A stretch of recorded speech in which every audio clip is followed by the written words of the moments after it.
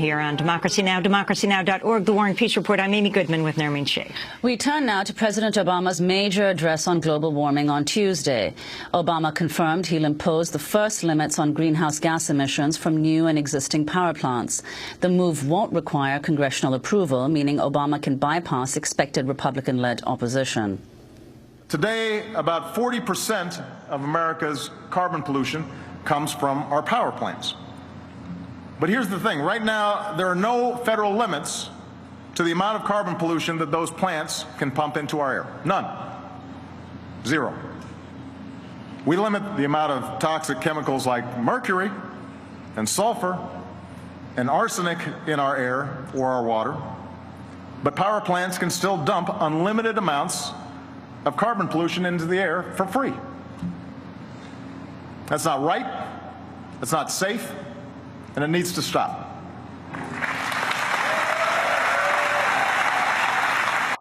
So today, for the sake of our children and the health and safety of all Americans, I'm directing the Environmental Protection Agency to put an end to the limitless dumping of carbon pollution from our power plants and complete new pollution standards for both new and existing power plants. I'm also directing the EPA to develop these standards in an open and transparent way, to provide flexibility to different states with different needs, and build on the leadership that many states and cities and companies have already shown. In his climate change address, Obama also outlined a broad range of measures to protect coastlines and cities from rising sea levels and to encourage efforts to reach a global climate deal. He also said he'd promote the development of renewable energy. So the plan I'm announcing today will help us double again our energy from wind and sun. Today I'm directing the Interior Department to greenlight enough private renewable energy capacity on public lands to power more than 6 million homes by 2020.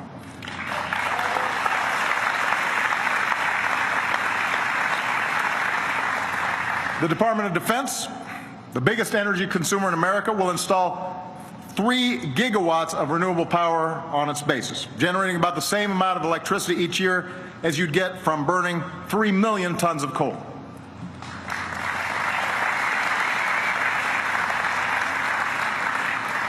And because billions of your tax dollars continue to still subsidize some of the most profitable corporations in the history of the world, my budget once again calls for Congress to end the tax breaks for big oil companies and invest in the clean energy companies that will fuel our future.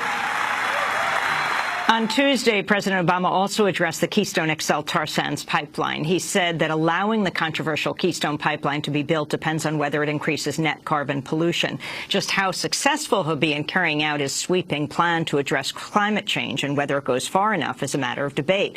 For more, we're joined by 2 guests. Dan Lashoff is director of the Climate and Clean Air Program at the National Resources Defense Council, or NRDC, where he attended President Obama's climate speech yesterday. And in Washington, D.C., we're joined by Tyson Slocum, Director of Public Citizens Energy Program. We welcome you both to Democracy Now! Dan, it was a hot afternoon there at the White House. So what was your assessment of President Obama's action plan? Well, Amy, this is what climate leadership looks like. The president laid out a very articulate, compelling case of the threat that climate change poses to our families, to our communities, and to our planet, and a compelling vision of how to solve that problem by reducing pollution, by preparing for the effects that are already too late to avoid, and by providing international leadership.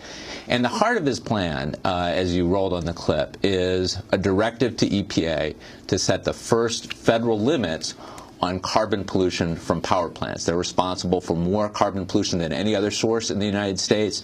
And right now, as he said, power plants can dump as much carbon as they want into the atmosphere for free.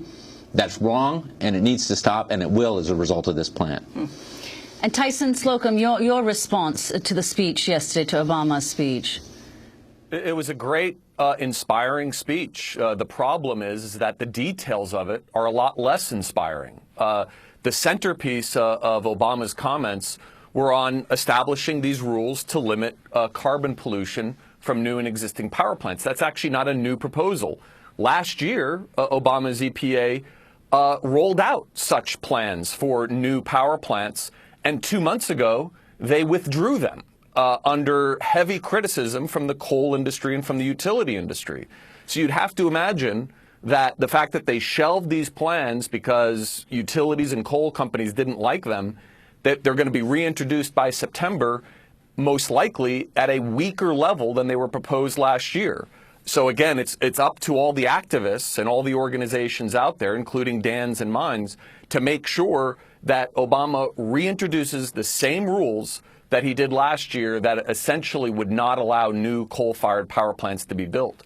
In addition, Obama really underscored, reiterated his support for an all-of-the-above energy strategy that continues to rely heavily on oil and natural gas. And you know, in all of the above energy policy, as Van Jones has said, makes as much sense as an all-you-can-eat buffet diet.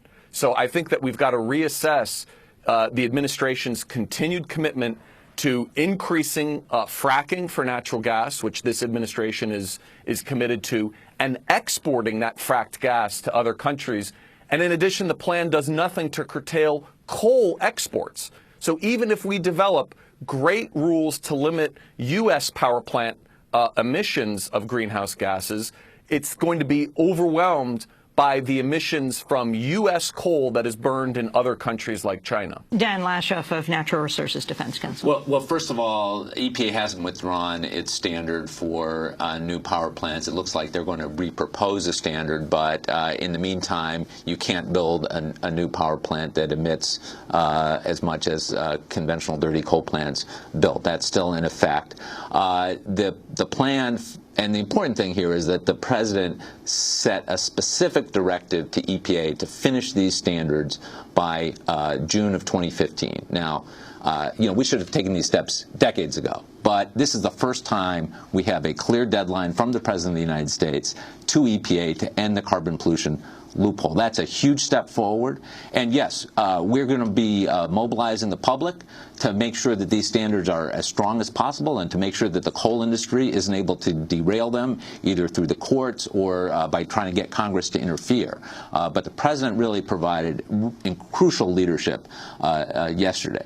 And, you know, when it comes to reducing carbon pollution, reducing methane, reducing hydrofluorocarbons, expanding renewable energy, expanding energy efficiency, we absolutely need an all-of-the-above approach to those things. You know, all of the above is just rhetoric. What's important here is we actually have a concrete plan to reduce emissions. And what about on the question of the coal industry? Do you feel that, could you comment on what Tyson said? Well, the coal industry hates this plan, and they're going to do everything they can to stop it. They've already said that. They're going to put millions of dollars into derailing it. Coal stocks went down, which shows you that the markets are already reacting to this. You know, the president, in addition to the domestic actions, he called for ending public finance of new conventional coal plants around the world. So that's an important step forward. And most importantly, the U.S. has to lead, and to lead, we have to have a concrete program here to reduce our pollution. This plan allows the president to do that. And President Obama's defense of fracking? Well, he didn't really get into fracking in the speech. He did call for new measures to reduce methane emissions, which is an important aspect of this. Methane is a powerful climate changing agent, and it leaks out of oil and gas systems. We absolutely need better regulation to control that, and we shouldn't be expanding fracking until we have strong regulations in place. Tyson Slocum, the issue of the Keystone XL pipeline.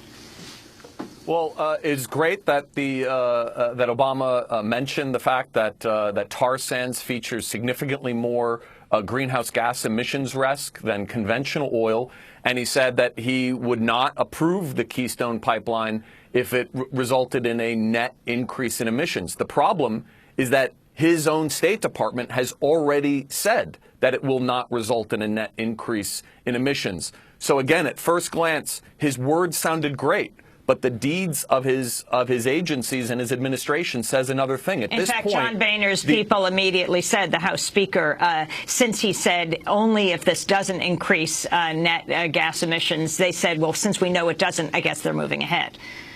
Right, but any fair and so assessment. what this means is that the massive grassroots mobilization that has made Keystone, rightfully so, a key issue to oppose, needs to mobilize again. And we have to have a redo of that environmental impact statement that the State Department conducted. And actually, the State Department didn't conduct it. It was a dues-paying member of the American Petroleum Institute that conducted that analysis that falsely concluded that Keystone will not result in net emissions. So again, it's up to the activists out there to keep Obama at his word. Dan Lashoff, 5 seconds. Well, Tyson's right. The State Department assessment was wrong. EPA actually weighed in and said it was inadequate, which is an important indication that the revised plan will change. And even Wall Street is clear that the Keystone pipeline is critical to expanding tar sands. So we think this will lead to a rejection of Keystone. We want to thank you both for being with us. Tyson Slocum of Public Citizen and Dan Lashoff of the